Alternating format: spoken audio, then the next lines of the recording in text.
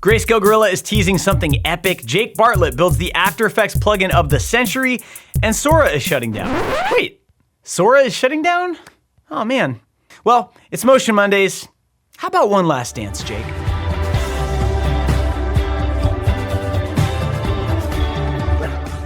You nailed it.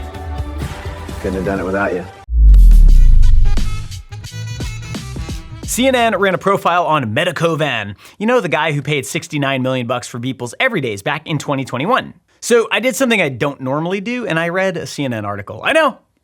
Anyway, I'm still skeptical, but there's something worth noting. Metacovan says he shifted from speculator to patron, commissioning experimental digital art, running a non-revenue gallery, treating the tech as a medium instead of a casino.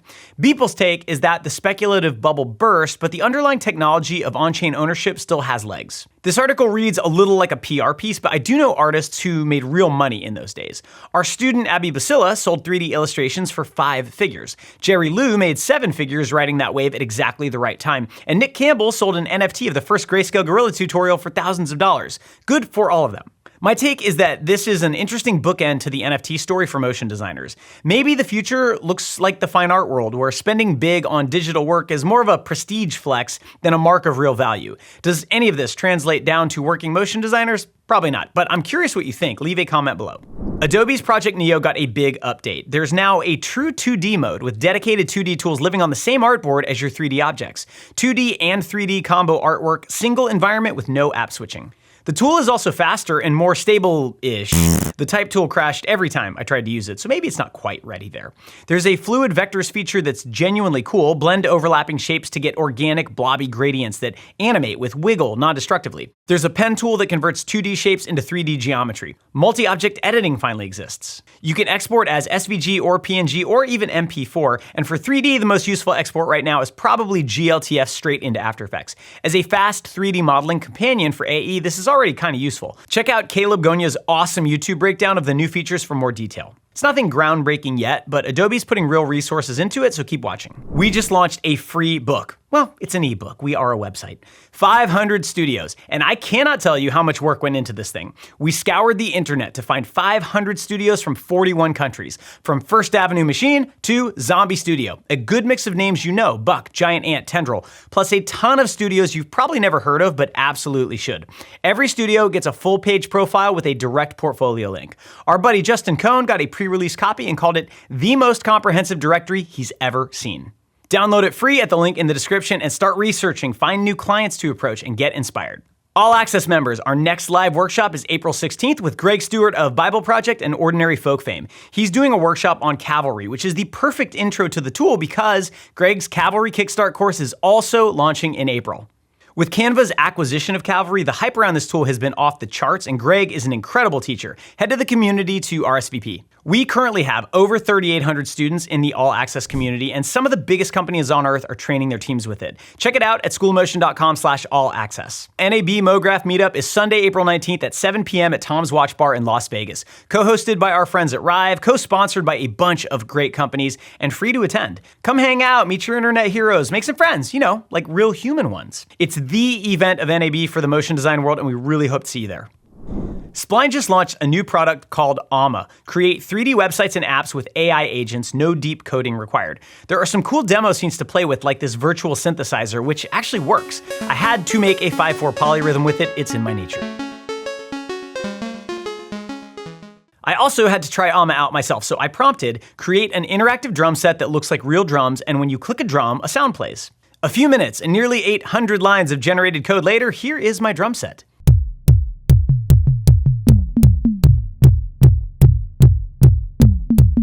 It even added keyboard shortcuts. Does it look great? No. Is it an accurate drum set? Also no. But it kind of worked, and I have absolutely no idea how. Once built, you actually get real control. Inspect mode lets you scale, move, adjust lighting and textures. You can publish and embed it anywhere or download the code outright. Is Omma useful yet? Well, I'm not sure, but the bigger point stands. Tools like this let motion designers take their ideas and execute things that previously required years of coding experience. Go give Omma a try and see if you can make something better than my drum machine. The bar is frankly not very high. Here's a quick one for LA-based motion designers. Laundry Studio is hosting a safe space get-together on April 9th, 7 to 9 p.m. The guest is Hector Ayuso, founder of Off Festival and the creative force behind Paradiso. It's free, but space is limited, so register at the Eventbrite link in the description. With Hector speaking, you're getting big festival-level perspective on craft, culture, and the future of the industry in a really intimate setting. And given that LA is one of the biggest hubs for motion design on the planet, a lot of the studios in our 500 Studios book are based there, this is also probably one of the better networking opportunities of the year if you're trying to meet studio heads and other artists. It's also not a bad excuse to get out to LA. You could go get some good tacos, do some networking. All the events are on the Eventbrite page, link in the description. Gaussian splats have been in the cool party trick, but now what category for a while, and a new plugin called Gaussian Splat Studio closes that gap, bringing native procedural splat workflows into Cinema 4D. What makes this one different is that it ties directly into C4D's existing procedural tools: MoGraph, effectors, fields, and force-based controls. There's a great demo on Alpha Pixel's YouTube channel showing how you can import, edit, animate, and render splats natively in C4D using Redshift or standard and physical renders. You can apply effectors and forces to splats to create disintegration effects, buildups, erosion, things you could do with particle systems, but with the added benefit of highly detailed photoreal geometry and lighting baked right into the splats. You can also relight splats, blending the scan's baked lighting with live Redshift lights. So you're not stuck with whatever lighting conditions existed when the object was scanned. You can edit and re-export splats too, which is genuinely useful for cleaning up scans without having to round trip to more technical tools. Basically, if you've been avoiding splats because they were a pain to work with in any production context, this solves that problem. It's $60, compatible with Mac and Windows, and if you already know C4D, the learning curve is pretty minimal. I think as tools like this gain adoption, we're gonna see Gaussian Splat show up a lot more in actual production work, link in the description. Let's talk about some amazing work, shall we?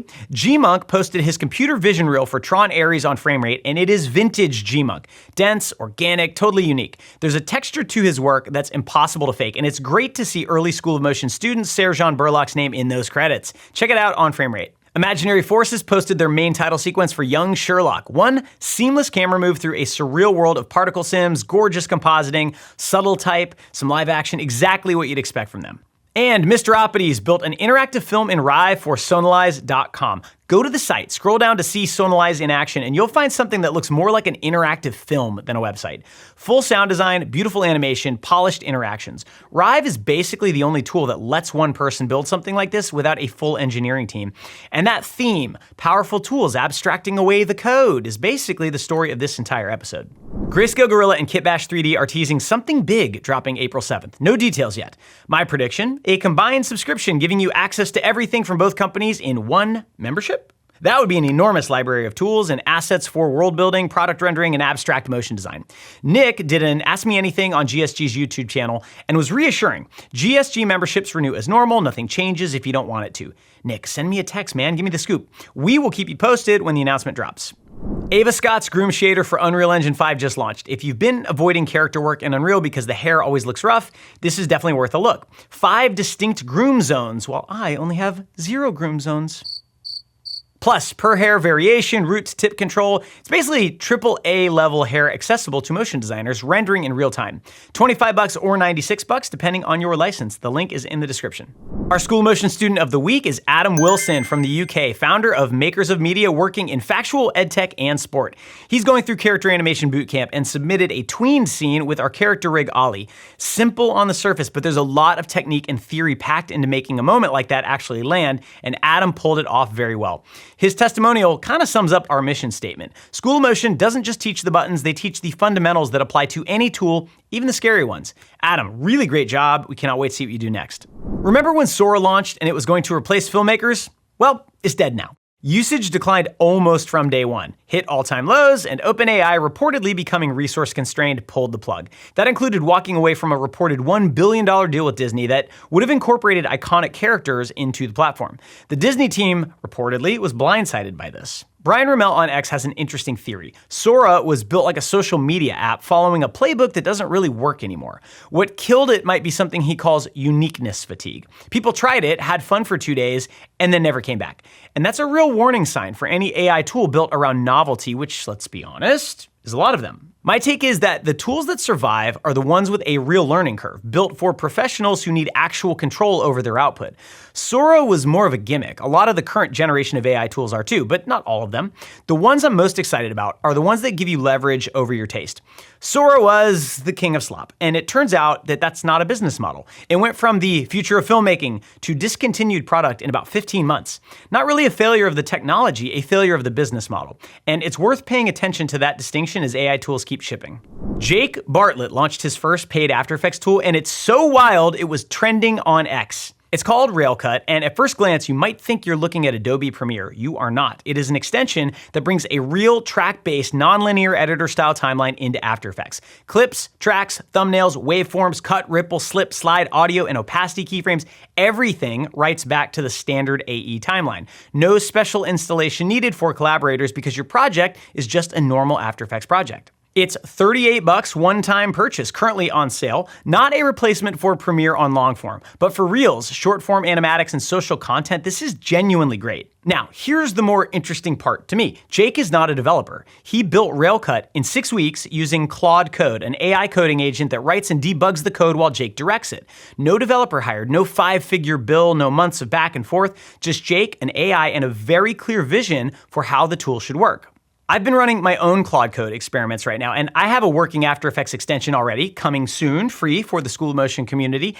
And Jake is coming in May, actually, to do a live all-access workshop on how he uses Claude Code to build AE plugins. Look out for that announcement. When you look at Railcut, what you see is taste. The AI wrote the code. The vision, the opinions, the interface, that's all Jake, and that's the perfect use of AI. And now, we all get an amazing new tool for After Effects. Jake! You beautiful man. So everybody go grab it. The link is in the description.